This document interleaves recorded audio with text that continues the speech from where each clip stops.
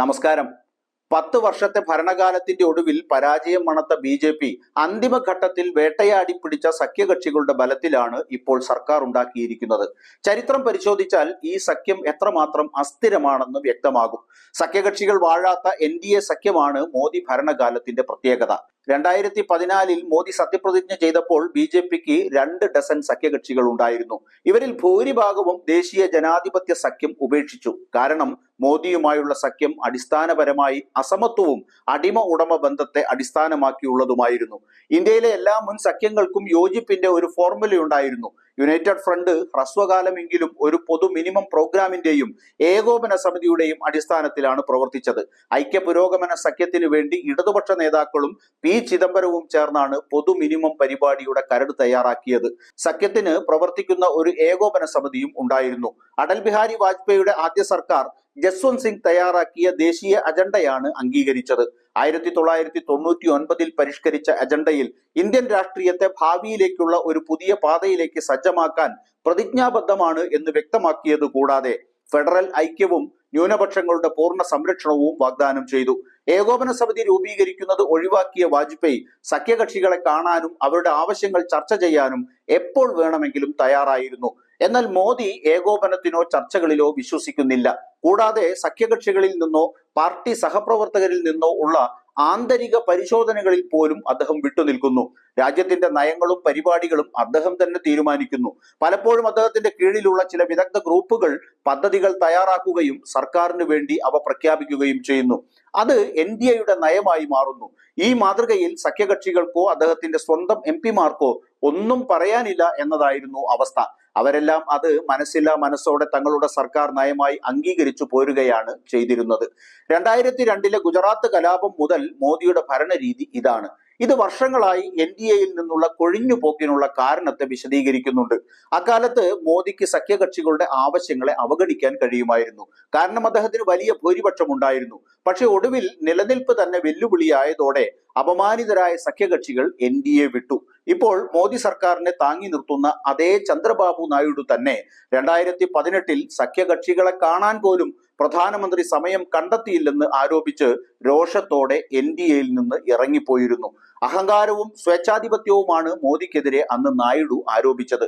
ആന്ധ്രാപ്രദേശിന് പ്രത്യേക കാറ്റഗറി നൽകണമെന്ന തെലുങ്കുദേശം പാർട്ടിയുടെ ആവശ്യം കേന്ദ്ര സർക്കാർ നിരസിച്ചതാണ് വിഷയം. ഇപ്പോഴിതാ ഇരുപക്ഷവും വീണ്ടും ഒന്നിച്ചിരിക്കുകയാണ്. ഈ യോജിപ്പ് എത്ര നാൾ എന്നതാണ് ഇപ്പോൾ ഉയരുന്ന പ്രധാന ചോദ്യം. 18ാം ലോക്സഭാ തെരഞ്ഞെടുപ്പിൽ ബി.ജെ.പിയെ പോലെ അതിന്റെ വിശ്വസ്തരായ സുഹൃത്തുക്കൾക്കെല്ലാം തിരിച്ചടി നേരിട്ടു. നാഷണലിസ്റ്റ് കോൺഗ്രസ് പാർട്ടിയുടെ അജിത് പവാർ വിഭാഗം, ശിവസേനയുടെ ഷിൻഡെ വിഭാഗം, അസം ഗണ പരിഷത്ത് എന്നിവയും ഒരു വർഷമോ അതിലധികമോ വർഷമായി ബി.ജെ.പിക്കൊപ്പം നിൽക്കുന്നവരാണ്. അവർക്കെല്ലാം വലിയ നഷ്ടം സംഭവിച്ചു. രണ്ടാമത്തെ വിഭാഗത്തിൽ ജനതാദൾ യുണൈറ്റഡ്, ടി.ഡി.പി, ചിരാഗ് പാസ്വാന്റെ ലോക് ജനശക്തി പാർട്ടി എന്നിവ ഉൾപ്പെടുന്നു.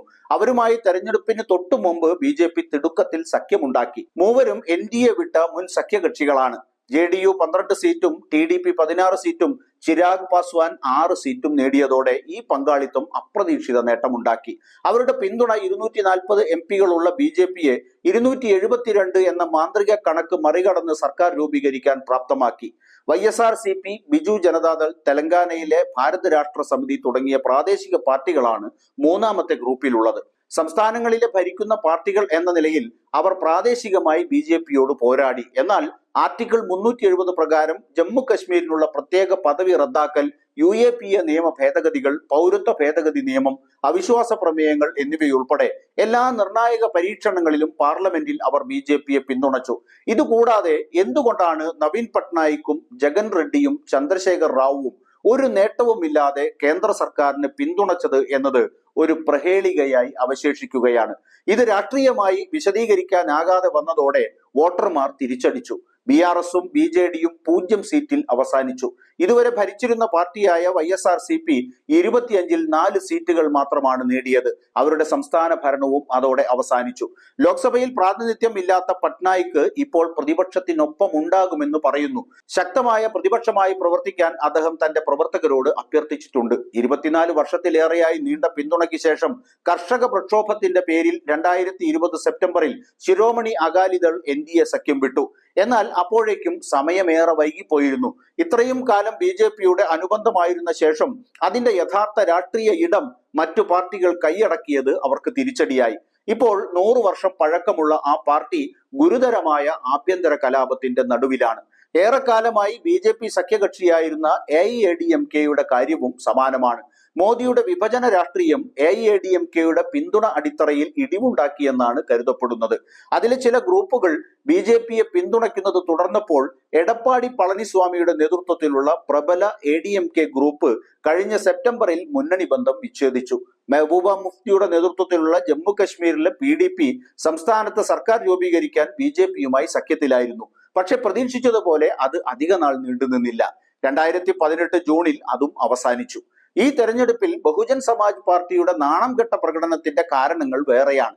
EDയുടെയും CBIയുടെയും ഭീഷണിയുടെ പശ്ചാത്തലത്തിൽ മായാവതി സമദൂരം അവകാശപ്പെടുകയും എതിർ വോട്ടുകൾ ഭിന്നിപ്പിക്കാനും അതുവഴി BJPയെ സഹായിക്കാനും കഴിയുന്ന സ്ഥാനാർത്ഥികളെ നിർത്തി. ഫലം, ഉത്തർപ്രദേശിലെ മുൻ ഭരണകക്ഷിക്ക് ലോക്സഭയിൽ പ്രാതിനിധ്യമില്ലാതെ വെറും 2.04% വോട്ടുകൾ മാത്രമാണ് ലഭിച്ചത്. ഹരിയാനയിൽ ദീർഘകാല സഖ്യകക്ഷിയായിരുന്ന ദുഷ്യന്ത് ചൗട്ടാലയുടെ നേതൃത്വത്തിലുള്ള JJP ദയനീയമായി പരാജയപ്പെട്ടു. 2022 സെപ്റ്റംബറിൽ ഗുലാം നബി ആസാദ് കോൺഗ്രസ് വിട്ടപ്പോൾ കോൺഗ്രസ് മുക്ത ഭാരതത്തിന്റെ അവസാന ഘട്ടമെന്നാണ് ഗോദി മാധ്യമങ്ങൾ അതിന് കൊട്ടിഘോഷിച്ചത്. രാംനാഥ് കോവിന്ദിന്റെ നേതൃത്വത്തിലുള്ള ഒരേ സമയം തെരഞ്ഞെടുപ്പ് നടത്തുന്നതിനുള്ള കമ്മിറ്റിയിൽ ആസാദിനെ ഉടൻ തന്നെ അംഗമാക്കി. എന്നാൽ ഈ വർഷം നടന്ന ലോക്സഭാ തെരഞ്ഞെടുപ്പിൽ അദ്ദേഹത്തിന്റെ പാർട്ടി മത്സരിച്ച എല്ലാ സീറ്റുകളിലും കെട്ടിവെച്ച തുക നഷ്ടമായി. ചുരുക്കി പറഞ്ഞാൽ നരേന്ദ്രമോദിയുടെ ധൃതരാഷ്ട്ര ആലിംഗനത്തിൽ സ്വത്വം നഷ്ടപ്പെടുന്ന സഖ്യകക്ഷികളെയാണ് 10 വർഷത്തിനിടയിൽ രാജ്യം കണ്ടത്. സ്വന്തം കാലിൽ നിൽക്കാൻ കെൽപ്പില്ലാതായ നരേന്ദ്രമോദിക്ക് പഴയ ശൈലി കൈവിട്ട് പുതിയ ഭാവം കൈവരിക്കാനാവുമെന്ന് ആരും പ്രതീക്ഷിക്കുന്നില്ല. അതുതന്നെയാണ് 3ാം മോദി സർക്കാരിന്റെ പ്രധാന ഭീഷണി.